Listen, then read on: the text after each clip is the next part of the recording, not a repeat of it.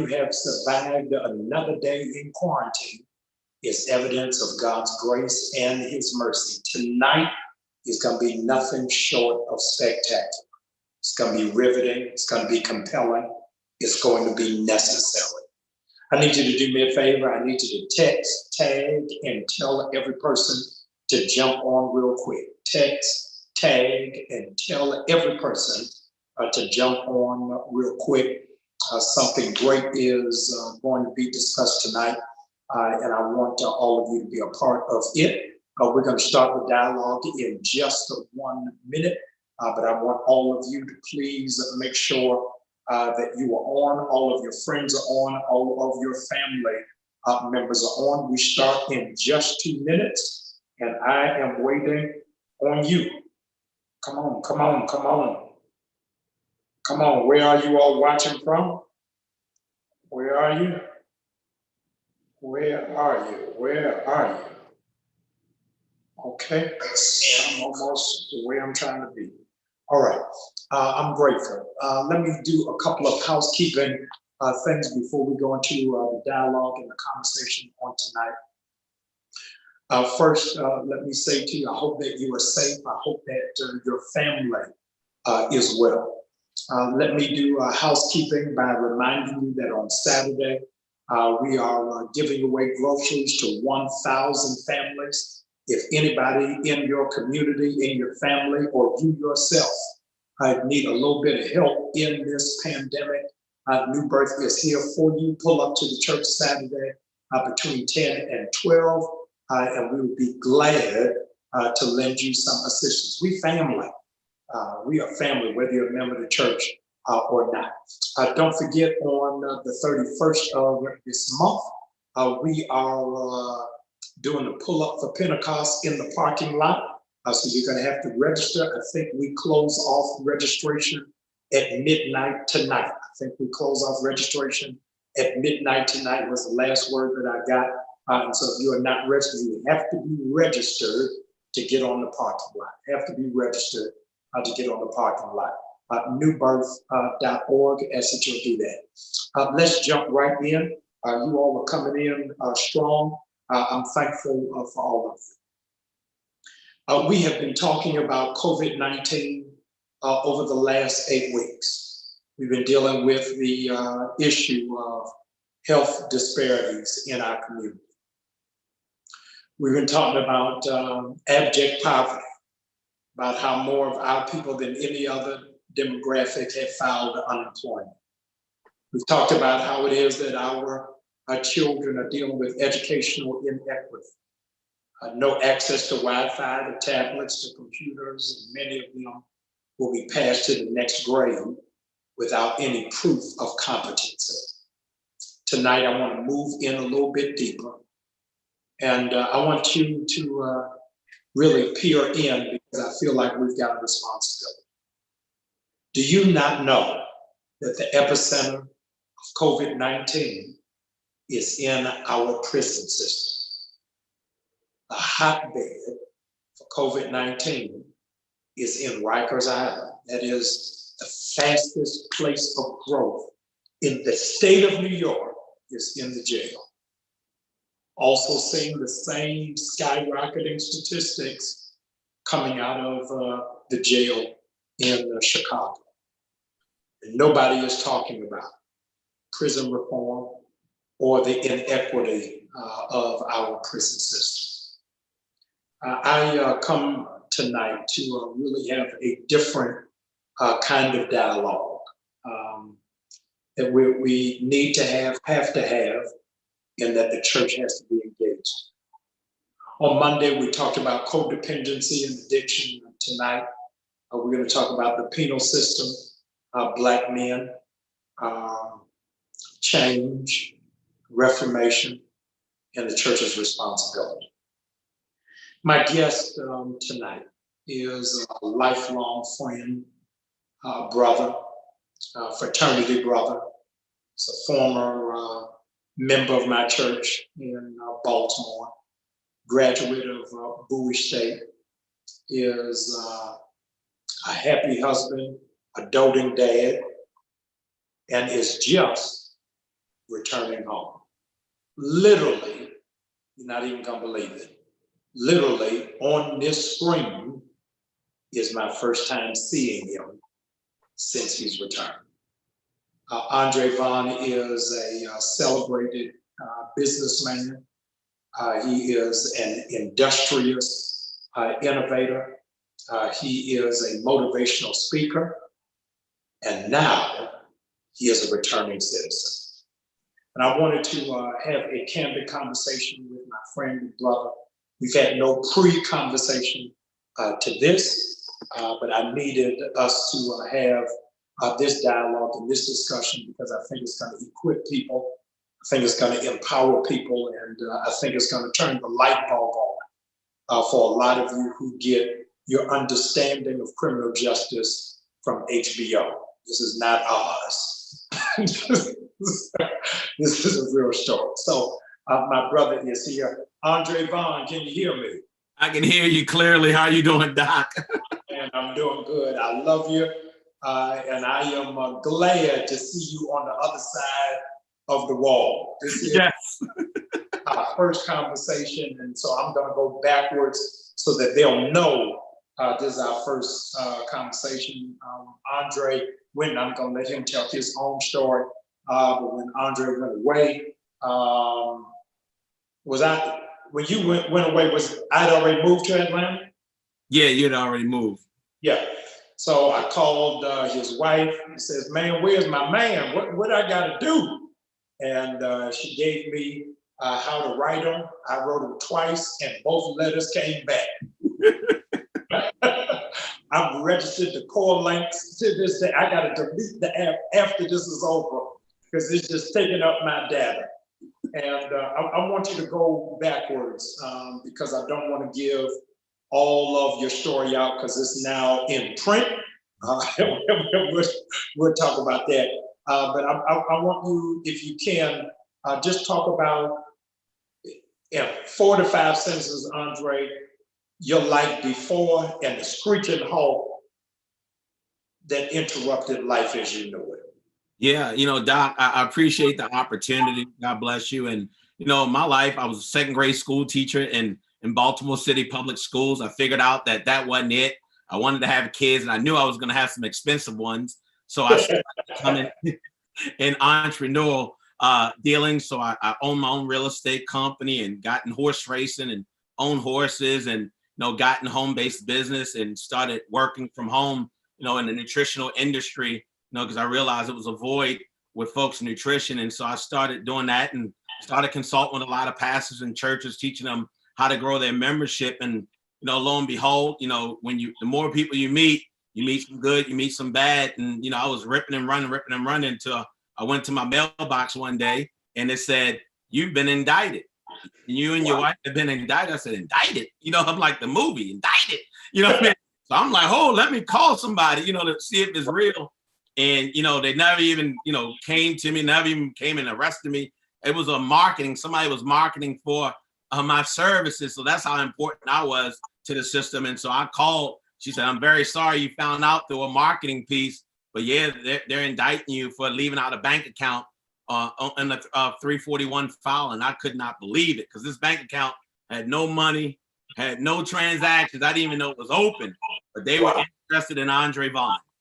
Wow. I want you, as somebody who is college educated, you come from a 2-parent household, both of whom are educated. Mom is an educator. Father was a leader in the community. I want you to talk about, from the other side, Black men who didn't have your head start of education, support, a happy wife. Talk to me about what men have to go through from what you saw on the other side of that wall.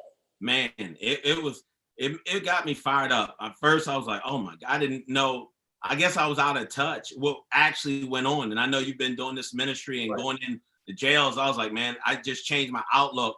And I saw men that, didn't have the family support, couldn't even send messages out to the Black church. I mean, everybody else was coming in. The Jews were coming in. The Moors, the signs were coming in. the Muslims was coming in, but I didn't see the Black church in there. And so I was like, wow, and just to look at, those individuals who could not, afford to even send a piece of mail out, or who cannot afford to back to school to send their kids, and they didn't have a lot of support. And so I was like, man, once I started listening to their story, I took the focus off of me and put it on them. And so I was helping them out when I was in there, because I was like, this is why, it was a reason why I was put in this situation. I knew it was God ordained. I knew that, even though I thought it was injustice, but I might have complained about God's steps that he ordered for myself. And so, it was just like, we got to do a lot of work. We're sitting in the church, we're sitting in our fancy homes and our cars, but people are struggling, and it's not fair. Paperwork, they're not doing paperwork for our inmates, and it's crazy with the federal system. And they have a 97% conviction rate for a reason. I've seen folks paperwork, and they didn't do anything, but you going against somebody who has an unlimited amount of money to spend. And so either you're going to pay $350,000 for a lawyer, or you're going to take a plea. Yeah, I want you to walk through, and I've asked this question to Kwame Kilpatrick. I've asked this question to Jesse Jackson Jr. I want to ask you, tell me about your very first night in jail. Oh, Lord. Oh, my goodness. Well, oh, man. Oh, Lord, that's in the book, too. My first 48 hours, man. I got there, and I self-surrendered. So I went in, and they said, oh, you're late. I know they said that you just missed it. I said, just missed what? They said, you just missed general population. So my first night was in solitary confinement. And anybody who knows Andre Vaughn, they know I'm claustrophobic. You know what I mean? And so I remember them. I hadn't been handcuffed the whole process. After they took my picture, they did all that. I'm already on the grounds behind the gates. Then they handcuffed me and took me to this cage. I never forget it like it was yesterday. And it was this cage that all I could do was stand in it. And they had me in there for 45 minutes. I remember the 30 minutes, I was like, only God brought me through that. I started saying, forever faithful towards me. I was just singing anything. Hymn, Ride On, King Jesus, no man can hinder me. I remember 30 minutes into it, Doc, I was like, man, I got to go to the bathroom. I didn't have to go to the bathroom. I was like, I got to get out of here. He said, Mr. Vaughn, we're getting your cell together. And then, he said, the good thing is you won't be in there with anyone. And so after being in that tight cage and couldn't barely move with my handcuff behind my back, once I got to solitary confinement, that was like an upgrade, like Beyonce. I was all right with that. I was like, but I wasn't going to put on the orange suit. They gave me the orange jumpsuit. I took that off. I said, I'm not wearing this. So once I got in, I took that off, and I just laid, and I couldn't get in touch with my family. That was the biggest thing, Doc. I was cool, but I couldn't get in touch with my family. They didn't know I was okay, and me turning myself in. That was for about probably 3 or 4 days that I could actually talk to them. So that was the breaking point. And so after I went through that, I'm so grateful that I went through that before, because then, once I got in general population, I knew how to behave myself. No, that's great. What is the most valuable lesson you learned while in that process? 2 things: put God first, and handle your business. Sometimes we're out being everything to everybody, and I should have known that that account wasn't closed properly, even though I never got a chance to even use it. And so you got to handle your business. So once you put God first and you deal with the right people, when you're an entrepreneur, you're moving around, shaking and moving, and sometimes you're not dealing with the right individuals. And I just think that I attracted some of the wrong individuals, but I just needed to slow down. And my big bro always said, Dre, you need to slow down. You need to slow down. And that's just not my DNA. But now I've learned to slow down. So the main thing was to put God first and understand that he will never put more on you than you can bear. So I was focused. I mean, I wasn't depressed, never went into depression. I was happy that I kept my right mind, and I was fired up. I said, they did it to the right person, because I'm going to show them. I'm going to make sure I take care of every inmate that I can once I get out. That's what I'm committed. I want you to really, I got a lot of pastors watching, church leaders watching. I want you to really challenge the church on what the church should be doing for those who are on the other side of the wall. I often, Andre, use it, and my Muslim brothers always get upset with it, is you think about yesterday, Andre, was Malcolm X's birthday. Wow. And Malcolm X, Andre, was the son of a Baptist preacher. The Nation of Islam converted him while he was in jail. Here's the catch, Trey, you ain't gonna believe it. What would have happened had the church shown up for him? Wow. Yeah. How would life been different if the church had been there for him? Wow. Yeah. So I want you to talk about a real challenge. Yeah. That's easy, Doc. You know, I was appalled when I saw how many people were coming in the jail, but I didn't see the church in there. And I was like, wow, you know, now I see what folks are talking about. And now I challenge every pastor, you know, you can't just be in the congregation and a few members who they're already saved. You have to physically go out the doors, and sometimes you got to take your suit off. You know, folks in jail, they don't want to hear a whole bunch of stuff. They want to know if you're real first. And one thing I can tell you about the Muslim community, the reason why, you know, they were growing at a rapid pace, because they were going to tell you how good their religion was. They were going to keep telling you and keep telling you. They were doing true evangelism. And so if people didn't have a solid foundation and didn't have anybody to reinforce that foundation, then they were going to be lost. And so people just want to be a part of something. They don't even know what they joining, but if that's the only faith that on a high level that's acting you, come on, and it's positive to them because they don't know any different, then, you know, that's going to happen every time. So the church has to do a lot of work. I'm a challenger. You know, I'm a challenge the church, you know, to get out your pulpit, get out your cars and go. Because once you go in, you'll forget all about that you're in a jail. Because you know, sometimes I'm like, man, what did you do? They're good people, but just they didn't have the right upbringing. You know, they didn't have the right foundation. And so now I'm excited. I would rather do business with some of them than the people on the street. That was the crazy thing, you know. And so, but the system is set up for people to fail once you go in. You know, they don't teach you business, not business classes. I say, listen, these folks didn't break in here, right? They wanted to become an entrepreneur. They wanted to make a lot of money, a lot of these guys. And so if you would train them and teach them while they're there, but they're so busy trying to work on a resume and trying to help you get a job, knowing that most people are not hiring. So I was like, man, this is a backward system. And so when I got there, nobody could realize, why are you here? Like, why would they send you here? Like, people for violating probation come for 10 months. This is a joke with the federal. So, man, I had to, you know, stand my ground because they're like, man, they ain't even supposed to be here. And so, I mean, I knew that God put me there for a reason. I knew he didn't send me to a camp. He didn't even send me to a camp, Doc. At least give me a camp.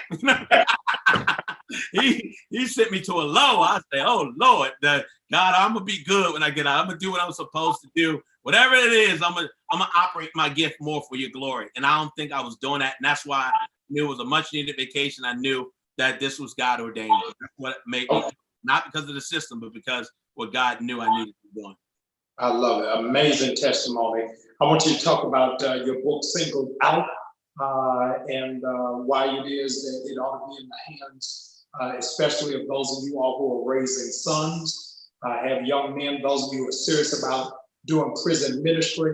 While we are quarantined, don't spend all your energy on Netflix and Amazon Prime and Hulu, but you got to elevate your mind. Tell them about your book, Dre, and when it's coming out. Yeah, I came up with the title. I remember being in the courtroom. You know, I was in the courtroom and the judge, you know, she was just there. I took the plea because I was like, I'm not putting my family in harm's way. You know, you trying to jam, you know, my wife up. I was like, I'm not gonna have that. You know, I'm thinking about my twin girls. And so, you know, once I was in the courtroom, she was like, something I'm missing about this, because in 20 years, I've never seen anybody convicted for a case like this. I want to make sure that Mr. Vaughn is not being singled out.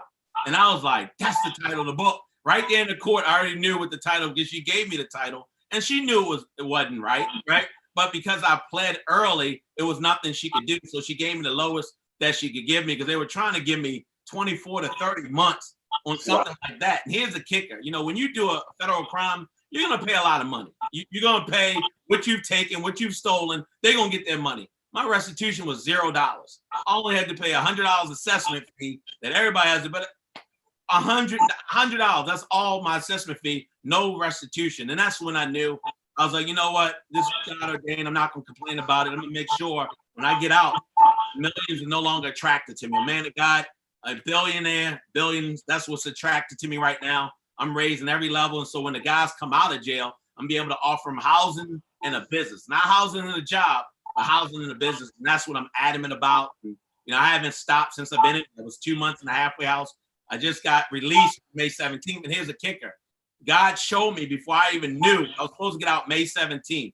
God said your release date is going to be on May 17th. And I was like, God, but I don't get out until May 17th. That's a Sunday. He said, do it.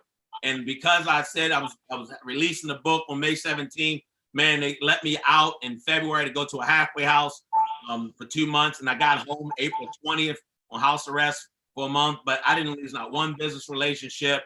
My family and friends were right there with me. I feel so grateful and gracious for all of them, because I've seen on the other side when people didn't have support. And so this book is about the folks who've been singled out before. Doesn't necessarily mean you went to jail, but you've been isolated before.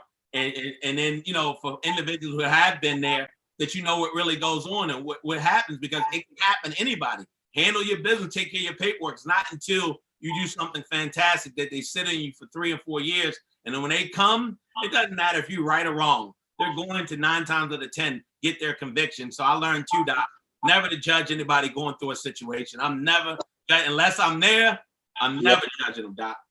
No, I love it. I want those of you who are viewing, I want you, if you've got a loved one who's incarcerated, if you'll put their name on the screen, I'm going to pray for them in just one moment. If you yourself are a returning citizen, wave your hand at me. I want you to know that you are not in it by yourself.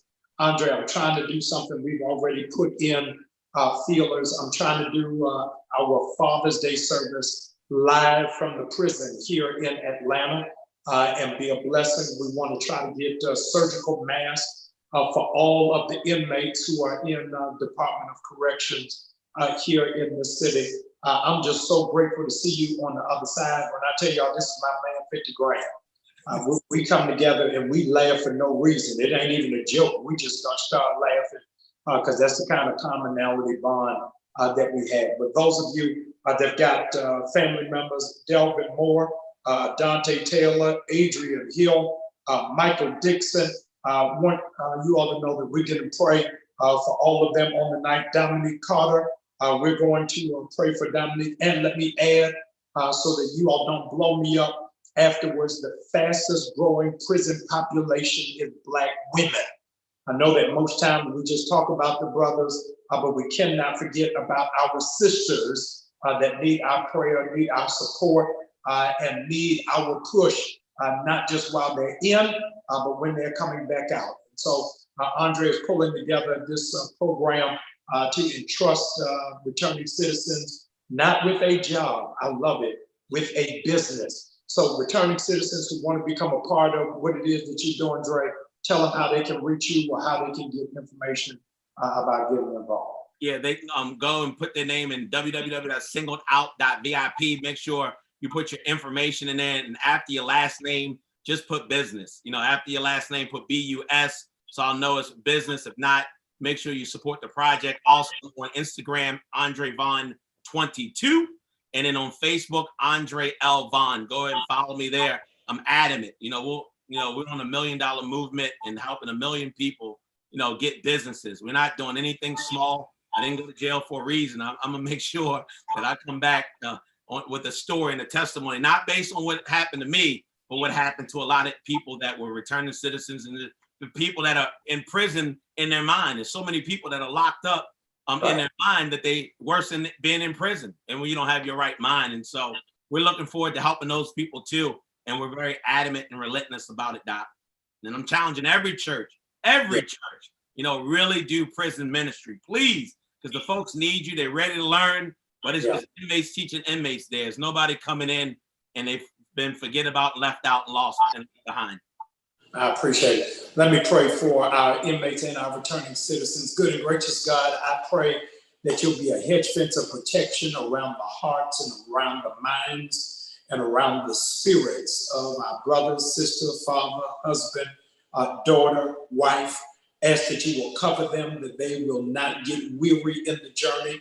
Let them tonight feel your irrefutable, undeniable presence, that you are with them, just like you were with Daniel in the lion's den, just like you were with the 3 Hebrew boys in the fiery furnace. Be with them on tonight.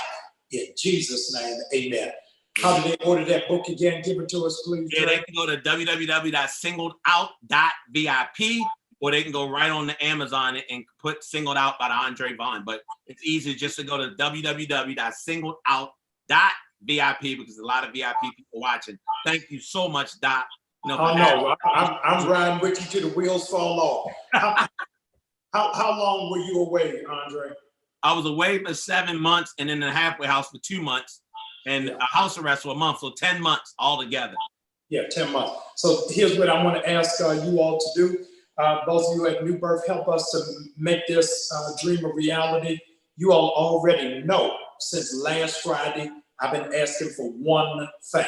Help us. I want to secure all of these masks to go into the Georgia Department of Corrections. I'm asking everybody to make a seed just of $11.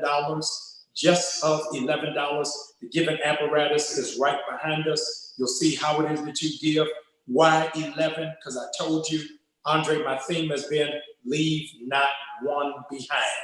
Wow. So if you don't want to give 11, give anything that ends in 1, 11, 21, 31, 41. Let's do it. So I want everybody who has ever been arrested, everybody who got a ticket, everybody got indicted, everybody who's ever been a crossing guard, anybody who's ever skipped class, I need you, please. I want you to help us, but for the grace of God. Now, last but not least, we get ready to roll. Tomorrow, Andre, let me show you how much time passes. Tomorrow is my birthday. Oh, yeah. Tomorrow's my birthday. And 9 years ago, we were on top of the World Trade Center. you sent me that picture. Tomorrow, because of the quarantine, I can't have a party, can't have a dinner, can't hang out. Tomorrow, in just one day, I need you all to hear me. It's my first time announcing it. Tomorrow, we are raising $49,000 for college scholarships. Wow. $49,000 for college scholarships. At 10 o'clock, I'm going to post the link. I'm believing that we're going to do it all day long. You all are going to see the first in 20 years, the Lou Rawls, Jamal Bryant's telethon. I'm going to be online all day tomorrow for us to make $49,000. Now, I'm excited to announce to you tonight, you all already know we got Givelify, push to pay, text to give, our secure website. Drum roll, y'all ain't gonna believe it, New Birth, we're gonna shut it down. New Birth is the very first church you have ever heard of that beginning tonight, you can give your tithes and offerings through Zelle. Wow. There's no other church that you can do that but New Birth. Let's do 49,000. So here's the easiest way for us to do it. If just 1,000 of you will give $49, we're gonna tip it over. We start tonight at midnight. Let's rock it. So many young people are displaced and disenfranchised because of COVID-19. A lot of young people will not qualify for the Pell Grant in the fall because their parents have been laid off and they have been furloughed. And I want to be a blessing to college students so that they'll be able to go to HBCUs all over the country. Andre, I love you. And don't send me a book. I'm going to buy my own. I'm going to support for all the days you took me to Cheesecake Factory. I'm going to buy my own book. I love you. Please kiss my nieces and tell your wife I love her. I'll talk to you soon. Thank you. I appreciate that. All right, bless you.